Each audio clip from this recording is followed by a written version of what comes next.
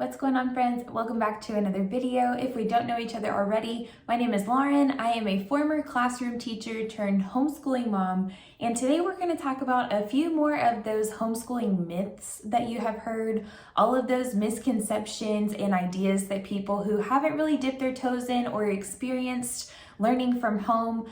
I will admit that I was in that boat a few years ago, but now I want to talk about it, open the discussion a little bit more, hear some of your thoughts, and kind of squash some of those ideas that some people have, or maybe even you have had before, and dive in further to the actuality of what homeschooling looks like or can look like. So recently a discussion kicked off on one of my social media platforms. One of my videos brought a lot of negative attention from some people who felt that homeschooling is not a good choice or the best choice when it comes to children's education. And a lot of the points that they were bringing up were things that I have discussed on this channel a lot, but haven't really discussed other places or shared in depth like I do on my YouTube channel.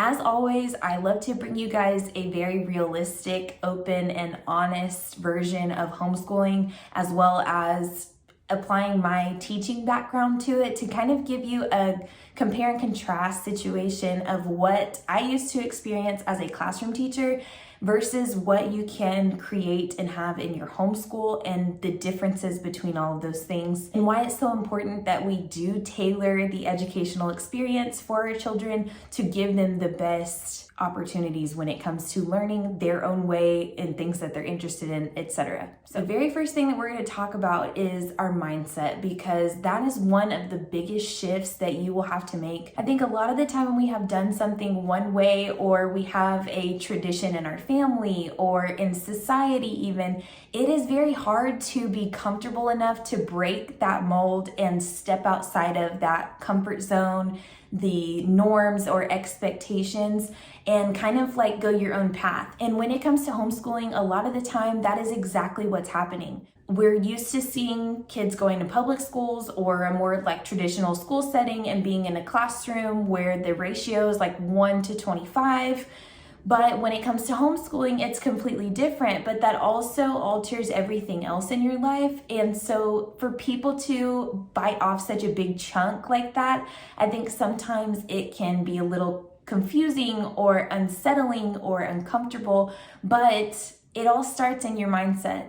When you try anything new, you have to be comfortable enough with yourself and with failing in order to take those steps to find something that works for you that is new, to try those different avenues of approaches or curriculum or any of those type of things when it comes to homeschooling specifically, but just in life. There are lots of things that you may be uncomfortable doing at first, but upon trying it and doing it over and over again, you gain more confidence and you get better and better at it. The same thing applies with homeschooling and all of the trickle down of things that may change because our society is not really built for everyone to homeschool. It's important to have people that you trust who are ahead of that journey so that you can kind of get inspiration and ideas and even confidence to do it and step out and try it for yourself if you are a newbie especially.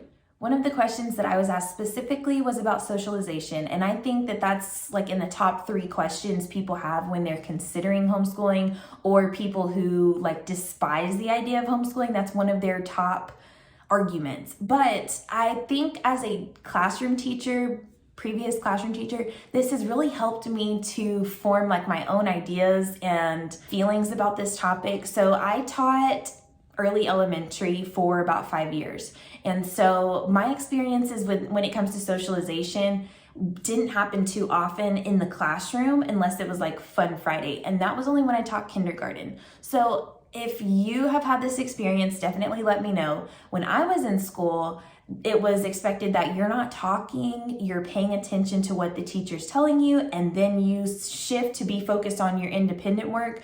And the fun socialization chat with your friends time took place like in PE or maybe art and music. For my personal experience, I don't remember many times where there were just like where it was a free-for-all to just go and hang out and socialize with your friends, unless it was like recess, really. Everything else was so structured and the time was so crunched for, to utilize every single minute in that class, that there's not really a lot of time for there to be discussion, side conversations, and all of that, because the teacher is going to need to then redirect everyone's attention to move on to something else. So as a teacher, I wouldn't say that there were many opportunities for my kids to socialize because of those constraints. When it comes to homeschooling, it's almost the complete opposite. No, you don't have a bunch of students in your house or in your homeschool room or wherever that really takes place for you, but you have the entire rest of the world to explore. This can be like travel or a co-op, and getting to really have deeper connections and relationships with people, not just have friendships and play tag on the playground for a few hours, or maybe not even an hour a day at school. And so I think a lot of those mindsets come from what we hear and what we're used to people saying, like kind of at a jab toward homeschooling. And I will be completely transparent in saying that I was in that boat before. When I was a classroom teacher, I would be like, so-and-so is gonna homeschool their kid. But now that I've experienced it, I understand both sides of the argument, because you don't know if you haven't really stepped into homeschooling or if you haven't experienced homeschooling, and everyone's homeschooling experience looks completely different. But the facts are that when you homeschool, there are so many opportunities. I've shared videos with you guys about doing virtual field trips. That is one way that you can get like a firsthand experience that would be similar to what you would do in traditional school or what your kids would do in traditional school, to like learn about and kind of get an idea about other people, other cultures, traditions, and those type of things. But you also have the freedom in your schedule to have deeper lessons or experiences, like when it comes to taking a field trip or maybe travel that could involve a deeper understanding of those concepts. Okay, the next thing we're going to talk about, I recently made a video completely dedicated to working from home while you're homeschooling and then what your schedule could look like. And so this is another thing that I really feel it affects your mindset more than the reality when you look at the possibilities or the opportunities that are out there. Specifically, I had a comment talking about how there's no way that everyone has the opportunity to homeschool or that it's a possibility for them. And I think there would be no way for you to do it if you had your heels in the mud and you were just saying, I'm not going to change anything about our lifestyle or about our daily schedule.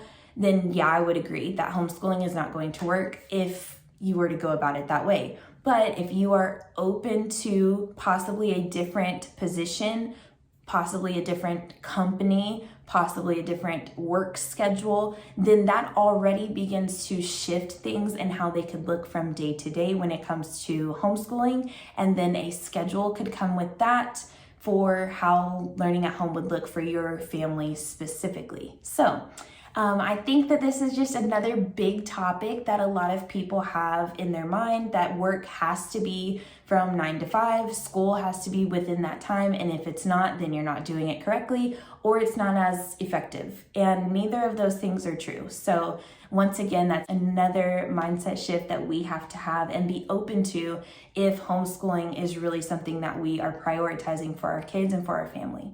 Okay, and the last thing that I want to talk about today is that you have to separate being a teacher to your kids when you're homeschooling and being a parent. And I will say that I feel like this was my approach and I wanted it to be separate. Like when it's time to do school, when it's time to check off these activities, this is what we're going to do and I don't want to hear about it. You just can't do that, especially if that's not the same way that you parent, and I hope it's not, but you are your child's first teacher. As they're growing up, as they are learning to crawl, learning to eat, learning to walk, learning to hold a discussion or a conversation, you are your child's first example and their first teacher. And so that just continues to carry on. You don't separate those things and say, okay, now I'm going to teach you how to use a fork. and later on I'll be mommy to you. It doesn't happen like that. So when the reality of everything happens in your home really sets in, it's easier to have a lifelong learner type of approach with it. I'm open to learning right alongside my child as we look into different things, as we learn about new topics, as we have discussions, as we go out in the world. I am open to taking things in too. And so I do think that that helps to set the example that we're both learning, we're in this together, this is benefiting both of us, and I also have so much more that I can show you and support you with as you're becoming an older child and into adulthood.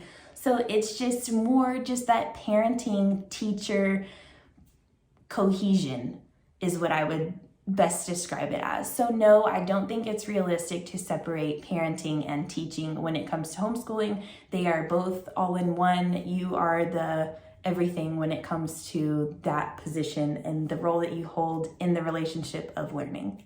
So all in all, I would say that we can make excuses or create solutions when it comes to hard times in general, but specifically when you have roadblocks or mental blocks when you are homeschooling. Sometimes it's easy to just say, well, this is how everyone else is doing it, so I'm gonna fall into that same cycle as well, because it is intimidating to have to pave your own path and kind of, go at it by yourself. But it is going to best serve you and best serve your kids if you just continue to have and build that confidence in yourself that you can find things that will work for you and for your kids and for your family because of homeschooling, not in spite of homeschooling. I hope that this video was inspirational to you or informational to you. If you enjoyed this, definitely give me a thumbs up so I know that this was your jam. If you haven't already, subscribe, and I will see you in the next one.